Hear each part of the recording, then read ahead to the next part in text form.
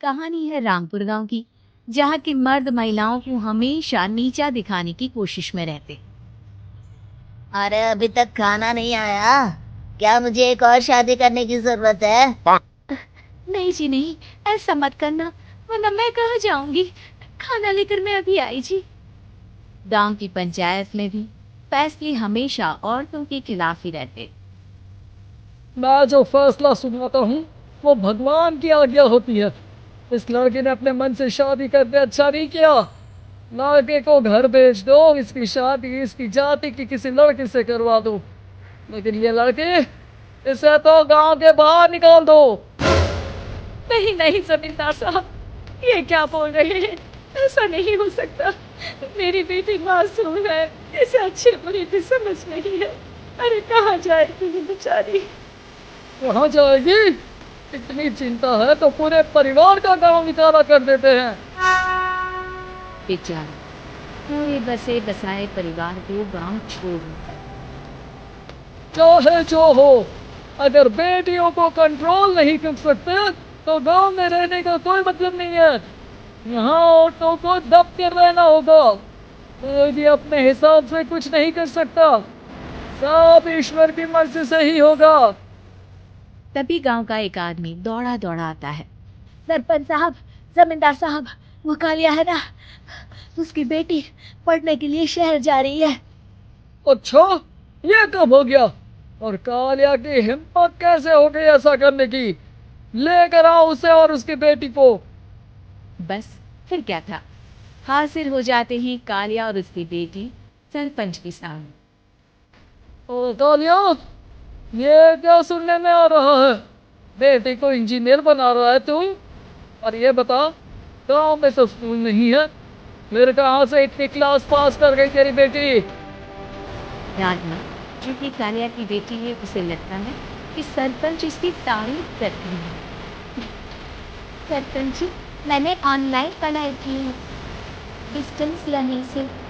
सभी ने मेरे अच्छे नंबर पाए हैं, जिसे देखते हुए शहर के इंजीनियरिंग कॉलेज में मुझे स्कॉलरशिप मिली है।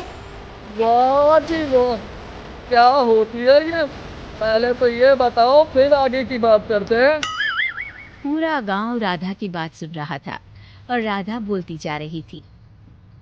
तो ऐसे मैं फ्री में एक अच्छी शिक्षा लेकर गांव में जो कुछ परेशानियां हैं, जैसे बिजली, पानी और इंटरनेट जैसी समस्याओं के लिए काम करूंगी। मैं गांव को शहर से जोड़ने के लिए पुल का निर्माण करवाने का प्रस्ताव रखूंगी। मुझे पूरी उम्मीद है कि जल्द ही हमारा गांव भी तरक्की की राह पर चल पड़ेगा। राधा की बात सुनकर सारे गांव वाले ताली बजाने लगते हैं। सरपंच को समझ नहीं आता कि वो क्या करे। चुप रह नादान लड़की। गांव के खिलाफ जाने के लिए तुझे गांव से बेदखल कर दिया जाएगा, वो भी पूरे परिवार के साथ। और हाँ, अगर ठीक से गांव में रहना चाहती है तो ये पढ़ाई लिखाई छोड़ दे। हम तेरे लिए गांव का कोई होनहार लड़का देखेंगे। तभी गांव का एक आदमी बोल पाता है। अरे नहीं नहीं सरपंच जी, राधा बिटिया जो बता रही है, अगर वैसा हो जाए तो हम लोगों को पैसा कमाने के लिए बाहर नहीं जाना पड़ेगा। हाँ जी, और ना ही कोसों दूर पानी के लिए भटकना पड़ेगा। हमारे बच्चे भी अच्छी पढ़ाई कर सकेंगे और आगे बढ़ेंगे, ना कि हमारी तरह खेती करके बैठेंगे। क्यों गाँव वालों, राधा बिटिया का साथ देना चाहिए ना? सरपंच देखते हैं कि गांव राधा के साथ है तो वो चुप हो जाता है। वो घर आकर अपनी सलाहकार से बात करता है, जो बहुत ही चालाक किस्म का इंसान होता है। अरे सरपंच साहब, आपको बहुत ही होशियारी से काम लेना पड़ेगा। एक बार गांव तरक्की कर गया, यहाँ के बालक पढ़ लिए तो कोई न पूछेगा आपको। आखिर ये जो बेटा और बेटी है ना आपके, इनको भी आम लोगों की तरह ही जीवन जीना होगा। हाँ, लेकिन करे तो क्या करे? वो ना, आप मुझ पर छोड़ दीजिए, बस मैं जैसा बोलूं करते जाइए।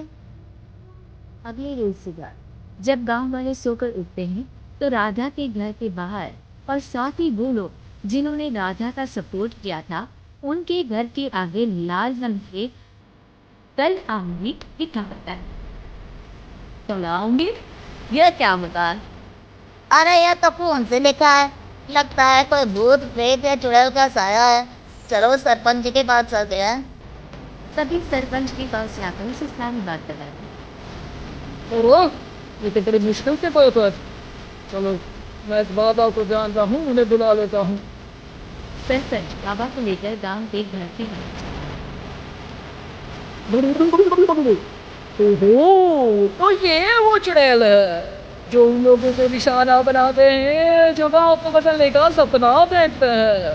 जो गाँव को ऐसे ही संपन्न देखना चाहती है। वो नहीं चाहती कि कोई बाहरी यहाँ का कायाकल्प करे। क्या तुम लोगों में से किसी ने गाँव को बदलने की सोच रखी है? तभी राधा की माँ रोते रोते आती है। मेरी राधा घर से गायब हो गई है। अरे कोई तो बचाओ, मेरी बच्ची कहाँ गई?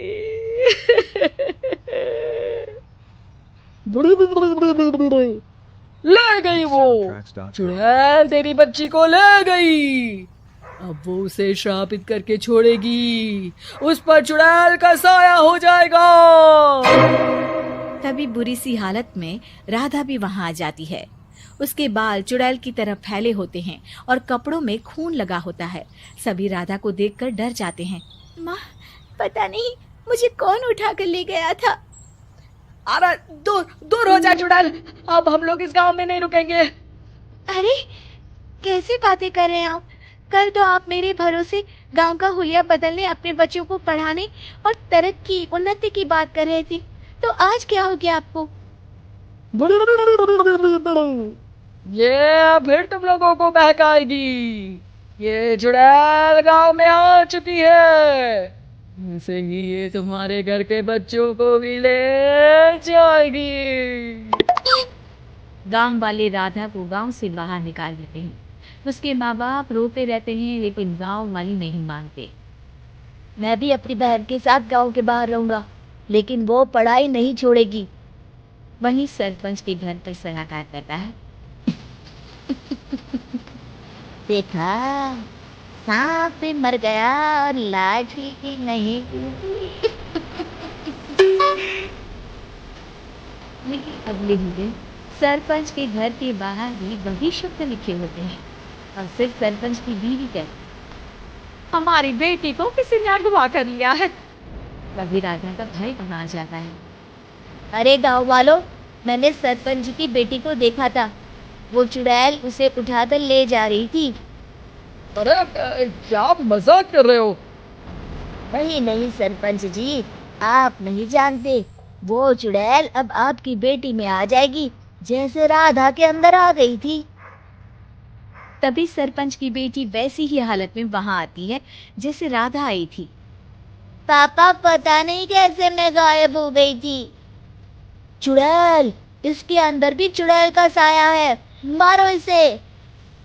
अरे नहीं नहीं, इसे भी राधा के पास गांव के बाहर ही भेज दो। अरे चुप रहो, तेरी बेटी कहीं नहीं जाएगी। और चुड़ैल बुड़ैल कुछ नहीं होता है। अरे कैसे बात कर रहे हो सरपंच जी? आप तो बोल रहे थे कि आपका फैसला भगवान का ज्ञान होता है, तो अपने पर बात आई तो अब आप ऐसे बोल रहे हैं। अरे ना ना ना, आपको अपनी बेटी को त्यागना होगा। अरे बुलाओ बाबा को। राधा का भाई बाबा को ले आता है, जिसे अब गांव वालों के डर के कारण सच में आ रहता है। मैं कोई पापा नहीं हूँ, मैं तो मोची था। ये सलाहकार महोदय ने मुझे कहा था एक्टिंग करने को। अब वो मुझे पैसे देने वाले हैं। अब मुझे माफ कर दो। गलती हो गई, मुझे माफ कर दो। तभी वहां राधा आ जाती है। देखा सरपंच जी, जब गांव के बच्चे साक्षर होंगे तो आप जैसे लोगों की चालाकी नहीं चलेगी।